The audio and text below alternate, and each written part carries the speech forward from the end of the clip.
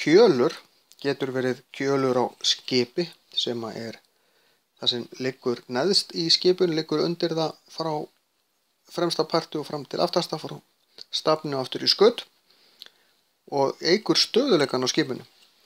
En í líffræði er þetta hluti af bringubeininu hjá fuglum sem virkar svolítið eins og kjölur eða lítur út svipað á kjölur.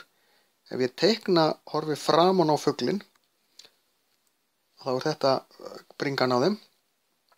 Og ef við horfum inn í, þá liggur bein hérna niður og hérna kemur rifbeinin.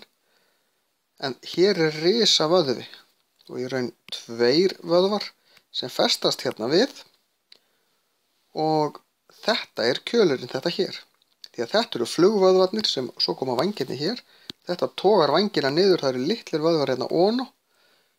Þessi sinin fer upp fyrir axlabeinið og togar vængin upp, en þessi stóru vængir hérna toga vængina niður. Þetta er þegar við borðum bringu á kjúkling, þá er það þessir 2 vöðvar sem við erum að borða og beinið sem er eftir á milli bringrana. Þegar við vorum búin að borða kjúklingin, þá er svona bein sem liggur hérna aftur með kjúklingnum. Þetta er kjölurinn.